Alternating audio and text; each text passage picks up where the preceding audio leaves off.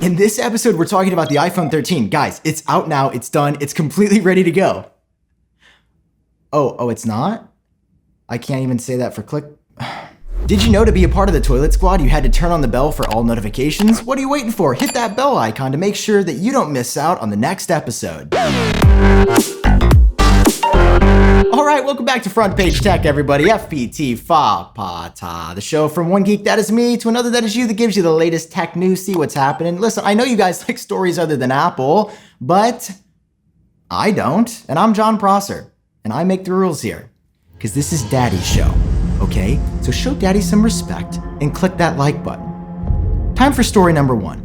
Okay, story numero uno. This is a fun one about the Apple TV. I mean, this has been a saga. I don't know if you guys logged on to Twitter, but like 9to5Mac was like exclusive Apple TV remote, and then a guy named Sigmund was like, hey, actually, this is not new. This has been out for 4 months. And then 9to5Mac was like, LMAO. Our bad. You know me, the number one 9to5Mac fan here, loves what they do, but I just, it's funny. It's funny when you post an exclusive and then somebody's like, do you know how time works? So the consensus on the story is this. It appears that Universal Control and Apple worked together to create a new remote, not to replace the Siri remote, but to bundle from your cable provider. When you sign up for their cable packages, that's why there's some weird buttons on here like guide, which is why everyone believes this is going to be an addition, that Universal Electronics partnered up with Apple to make something that cable providers like DirecTV or somebody can give you when they give you a free Apple TV to watch their streaming stuff. Because the cable services want to remain relevant, so partnering up with an Apple TV that hasn't been updated in 3 years, I guess, is the best way to maintain relevancy these days. You remember that time when you were younger, when your dad sat you down and had that conversation with you about always using protection? You know what he was talking about, right? VPN! That's right! Using the internet without a VPN is like raw dogging every website you visit. You nasty ass. You want to be nasty? Protect yourself, your privacy, and your dignity across all of your devices with VPN. And unlike other VPNs, VPN does not keep any of your logs, it doesn't track you, trace you, and allows you to stream any content from anywhere with no restriction. And it's super fast, too! That's right, you can go as fast as you want, even while you're wearing protection. And because VPN is part of the Toilet Squad, you can get an extra 10% off just by using the promo code FPT at checkout. And of course, a huge thanks to VPN for paying my electric bill. All right, guys, welcome back. So Apple's VR headset, something we've talked about a little bit on the show, something that's getting a little salty, a little spicy, something that making that meatball go, That's a 10. I mean, not for me. I don't really care that much. I mean, I care about the product and it's gonna be interesting, but not $3,000 interesting. Remember, this is gonna be an AirPods Max type product when it comes. Apple's VR headset is gonna have 12 cameras, 2 8K displays, advanced eye tracking technology, and of course it's gonna cost $3,000. I mean, that doesn't mean anything to me. I'm a disconnected YouTuber from reality who's rich as but I'm sure you guys could afford it, scrubs. So you can see they're going a bit hard on this product. Apple is not making a VR headset. Of course they're doing what Apple does. When the market already exists for something, they're going all the way. They're taking it to 12, they're taking it to 20, they're taking it to 4,000. Because Apple wants to do it in their own way. They don't want to just make a VR headset with a simple screen and that connects to your phone. They want this thing to be nuts. I mean, we've even heard the processor is going to be as powerful as the M1 or more powerful. And with all this being said, with the technology being that nutty, we all thought this was a minute away. We would not be getting this until maybe the fall, but probably sometime in 2022. But now, according to Mark Gurman, who's just legendary, the dude just knows everything about Apple and is 90% accurate according to my friend Sam's site, Apple Track. Gurman dropped a few wild tidbits in his latest report about the VR headset, and one of which is that it's coming soon. Gurman says that the VR glasses are coming, quote, sometime in the next several months, end quote. Several months, as in probably just a few. Will we see this ahead of the fall? But of course, they can't just do that. It's Apple. Of course, Apple can't just release the headset. They can't just do their own Apple thing when making the headset.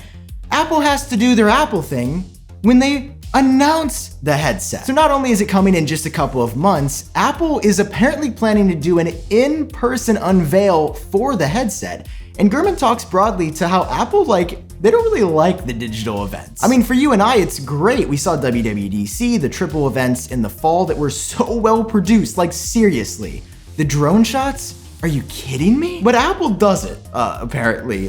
They don't like them. Well, that's due to the fact that the press can't be there. And Apple really likes to control what the press sees. So there's a big difference between Apple having MKBHD come to them and Apple sending MKBHD a product with a bunch of info about it on a little cute spreadsheet. In the first case scenario, Apple has complete control over the lighting, the way things are presented, the try-on area, the software. Any bugs can be addressed by engineers on site. It's not an email or a phone call later. There's a lot of risk involved there. What if the video turns out really bad? What if somebody breaks it? What if something goes wrong? Listen, for the iPhone, the Apple Watch, HomePod, all these other products, they're pretty simple as to how they work and they're revisions to something that already exists. But you have to keep in mind this VR headset is something entirely new. Apple wants complete control over how it's presented. They want it in their own home domain to tell you and convince you why you want to spend $3,000. And I'm gonna be honest, you know it's gonna work. It always does.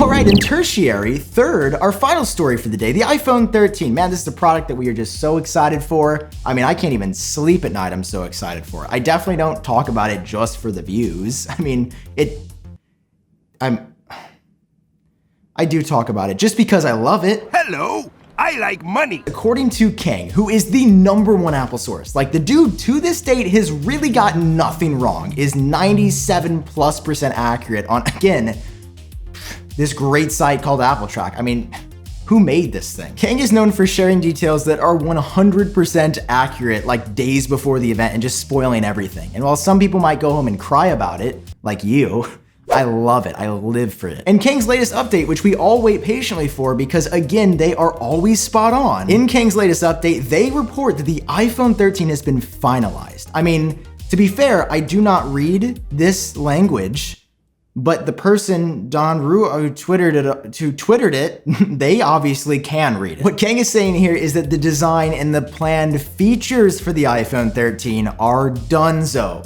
Apple has settled on them. So whether or not we see underscreen Touch ID, whether or not 120 Hertz is coming, that is locked down. That's not gonna change. Please just don't read into this story and say, well, the iPhone 13 is coming earlier, it's gonna come now, or because it's, no. Apple still has to go through the production validation, they have to do some other stuff for manufacturing, they have to actually mass produce it still. All Kang is saying is what we've heard from other sources, and that is that the iPhone 13 is on track. It's gonna be on time, and it's likely going to come in September. I know we saw it in October last year, but I don't know if you heard, there was a little bit of the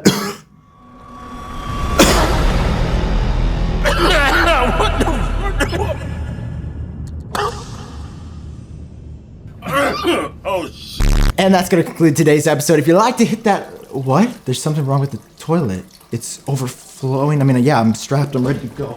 Oh boy, how do you stop this? Oh my God, wait, it's coming so fast. Karina, I can't touch the ground. I gotta run and grab some stuff. I gotta run.